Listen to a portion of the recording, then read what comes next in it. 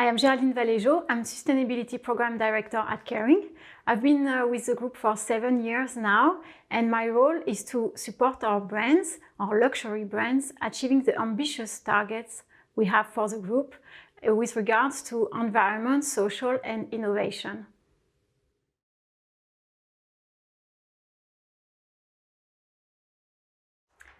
So Kering's approach to sustainability is very special due to the fact that really it's the deep conviction of our chairman and CEO, François-Henri Pinault. He's really convinced, it's great to work for him because he's really convinced that sustainability is a necessity, it's a business opportunity, and it makes good sense. So it's a question of leadership to engage very seriously and strategically on the sustainability journey. So what is our approach? We have really a 360-degree approach, and as part of, as luxury, we have a special role to play because we set the trends in fashion. So we have a special responsibility to not only change our business model, but also to engage the whole industry with us. And so really sustainability is not about doing one-off collections. It's about embedding it in our supply chains so that automatically it's embedded in our products. And so I'm going to talk a lot, I think, about supply chain because this is where the biggest impact of our industry is. We've done the exercise and the direct levers of our stores only, or when we sell. This is about 10% of our impact, but all the choices we made before in the supply chain account for about 90% of the impact. So that's why we need to have, and we have at Kering, a very wide approach of all these topics. We've engaged on sustainability since a long time, and François-Henri Pinault, our chairman and CEO, put sustainability at the core of the strategy, and we are really engaged on an ambitious journey. So our sustainability strategy, we named it Crafting Tomorrow's Luxury, because really this is what it's about. It's about reinventing luxury with in mind the challenges of our 21st century, which are biodiversity loss, climate change, social inequalities. So what is the role of luxury in that? And so our strategy is about that. It sets very high standards for the industry, and it has a holistic approach on different topics. It's organized on 3 pillars: care, collaborate, and create. And the 3 pillars defined our objective for 2025. So our strategy was announced a bit more than 3 years ago now, and we have objective to achieve for 2025. The first pillar is care. We care for the planet. We have committed to reducing our impact, our environmental impact, by 40%, and our greenhouse gas emissions by 50%, because this is how we can operate in a world that don't exceed the planetary boundaries.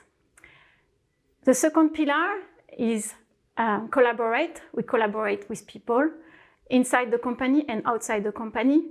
We are very committed to inclusivity and gender parity. We are also working hard on heritage and preserving craftsmanship that are so essential for luxury. And we also work closely with schools to keep this heritage and also invent the future of luxury with these new values.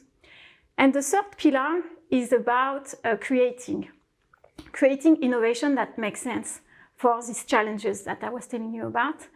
So we have placed ourselves in an ecosystem of innovators, startups, but also academies, peers, so as to reinvent materials, processes with less impact on the environment, and also new business models. So we are piloting these innovations, and also we have developed some special programs with schools to educate the designers and the managers of fashion of tomorrow, so that it's really embedded in their in their life and in their everyday decision.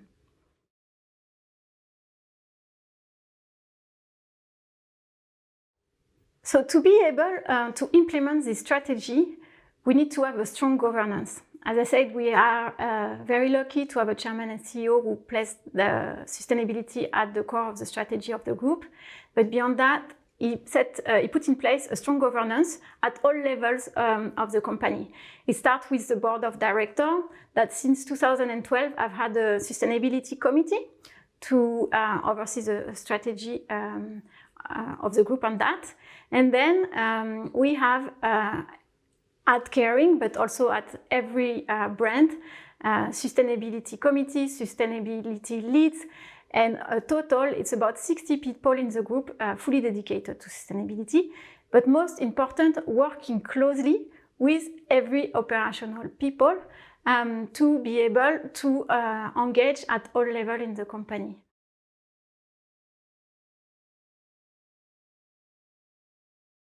Measuring our impact is super important because we are focused really on putting our effort where the biggest impacts are and where we can make a difference. So some companies may tell you about the wonderful things they do about their packaging, for instance. Yes, it's important, but for us, the biggest impact are, as I said, in the supply chain, and also within the supply chain, the raw materials account for 2/3 of the environmental impact. So that's why we're putting a lot of effort there. And keep in mind, if you have one choice to make, is what materials you use. So how do we measure our impacts? We have developed at Kering a tool that is super powerful, and it's called the ePNL. E stands for environmental, P&L, profit and loss account. So this enables us to introduce the environment into the business, because for the business, what is important is in the P&L. So that's what we do with the environment. So the environmental profit and loss account enables us to calculate our impact from the extraction of the raw material to the sale in the store, and to calculate the environmental impact at each step of the way, all across the globe where we have activities, direct and indirect activities, and to have an overview and also a very detailed view on where are the impacts on different environmental indicators, just as climate change, land use change, but also water pollution, air pollution. And at the end, we translate that into a monetary value, because business needs to understand sustainability and speak the same language. And so our ePNL at the end is a monetary value and enables to take decision between different options. Because if you have different materials, let's say, but one emits more greenhouse gas emission and the other one uses more water, you can never take a decision. So we took this methodology to valorize in monetary value the environmental impact, and thus be able to compare and go where there is more impact and take a decision. So we've been doing that since 2012. It is extended to all brands. All brands of our group do their environmental profit and loss account regularly. We've published the methodology because we think it's important to be transparent about that. We publish the results every year.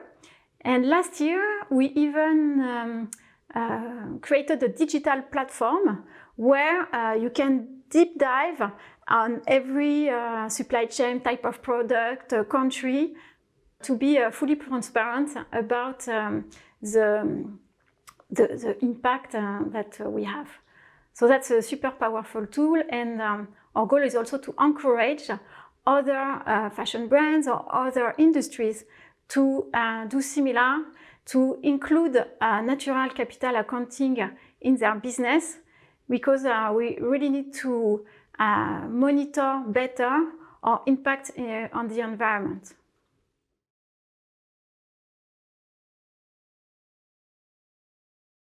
The challenges that we're addressing in sustainability are so huge that There is no one company that can address them all. And collaboration is really key to work together on that. So by collaboration, it means collaboration with peers, because each company is a small part of the sector. Really, the fashion industry is very atomized. But not only, we also need to collaborate with experts and scientists. For instance, at Kering, we have a partnership with IPBES, who are with the international body in charge of biodiversity, or with other universities and experts on climate, on animal welfare, etc. And we need also collaboration to engage for setting new standards and changing the status quo, basically. So this is, for instance, what is the ambition of the Fashion Pact.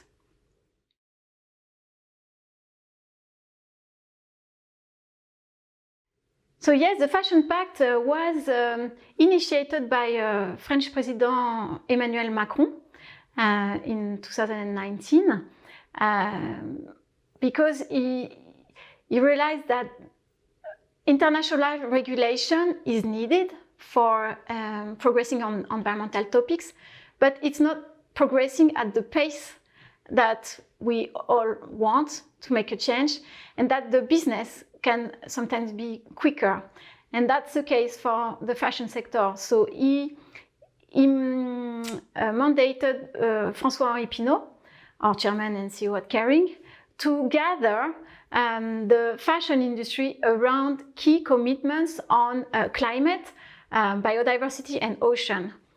And this is what happened, and I'm really amazed because now the Fashion Pact gathers more than 250 brands around the world and represents more than 30% of the sector. So by these commitments that are backed up by science and by experts and working on science-based, we really have here brands and a big part of the sector that is committed to reverting the curve of loss of biodiversity, changing their impact on climate change, and stopping single-use plastics, or things that will really make a difference. And this collaboration is CEO-led, which means that it's not only relying on expertise, but it's relying on people who can really make a change quickly. 2020 was supposed to be the year of biodiversity. There were two very important international conventions that were supposed to take place this year. But as we all know, it is more a crisis, sanitary crisis year linked with the COVID. And so the international conference were postponed. But for us, it's still a high moment to preserve biodiversity. All the more as this pandemic highlighted the link between the destruction of natural habitats and of species, and the link with that and the deterioration of the health of the people. So if we want to exclude in the coming years coming back of sanitary problems and diseases, we have to protect our planet, and in particular natural habitats and biodiversity. So this year at Kering, we have issued and made public our biodiversity strategy that you can find on our website, and that we have prepared for a long time with experts on the topic, with associations and also with peers. And this strategy, on this strategy, we want to show that it's possible to have a net positive impact on biodiversity. So how do we do that? We are committed to protecting and regenerating an area that is 6 times the size of our supply chain. So all the land that is used for growing cotton, for growing cattle that will become leather, etc. We are committed to protecting and regenerating six times that. We do that through what we call the conservation hierarchy. It means first, before all, we avoid sourcing from areas that are vulnerable, that are so rich that we have to preserve them. So for instance, we don't source any leather from Brazil where there is too much of a risk of deforestation. Second is we reduce our impact. So that's what we do, for instance, on applying the highest standards when it comes to sourcing materials. So we source organic cotton, fair mine gold, all these certifications that ensure that we don't hurt biodiversity and nature. Then we restore and regenerate. And so on that, we have announced the launch of a regenerative farming fund, where we will help regenerate soil in the supply chain of cotton, of leather, of cashmere, of wool, so as to put back carbon in the soil, so as to regenerate biodiversity in the farm. And so by this, we will be able to achieve our target, but also we also committed to protect 1 million hectares of very rich and special forest and natural lands that are really the jewels of our planet. And the last pillar of our strategy is about transforming, because it's not enough that Kering takes this commitment. We have to engage all the sector into that, and that's what we're doing by, as I mentioned before, collaborating with experts and with peers, or by launching initiatives such as the Fashion Pact. So really it goes beyond our boundaries, so as to really transform the industry on that. So at Kering, we really believe that the young generation are essential to make this change and are ready for that. And so that's why we have different collaborations with schools, such as London College of Fashion, or l'Institut Français de la Mode in France, or also in China with Tsinghua University. We have these partnerships that are fully dedicated to embedding sustainability in the course, in all the courses. So, for instance, what we're doing now with the Institut Français de la Mode in Paris, we have a specific partnership under the chair, IFM Kering, where we installed sustainability classes for every student at the IFM now. So it's mandatory. You can't have your degree without knowing at least the basic of sustainability, and that's really important. And we are also developing a master fully dedicated for that, that includes students coming from different backgrounds. And I think it's really important, it's a key, that because the topics are so complex and need so different expertise, that you need to mix people with different backgrounds and different points of view. And so that enables to enrich the discussion and to find solutions and to innovate, because you cannot innovate if everybody is the same, if everybody is the same background.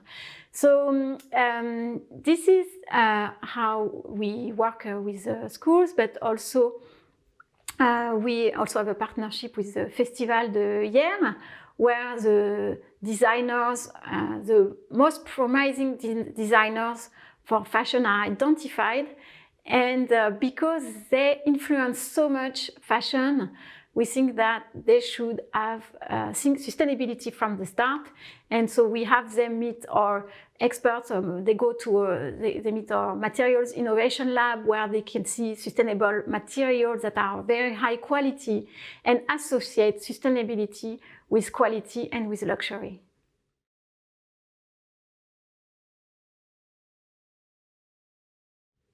So my final word would be that we really need you to challenge us all the time, because sustainability is about going out of your comfort zone and rethink everything you have the habit of doing, to do it more ethically, more environmentally friendly, and more inclusively. So that's why, as I said before, it's important to have different state of minds and to be challenged. And actually, I'm always so amazed by my discussions with students, because they really challenge us. So really continue that.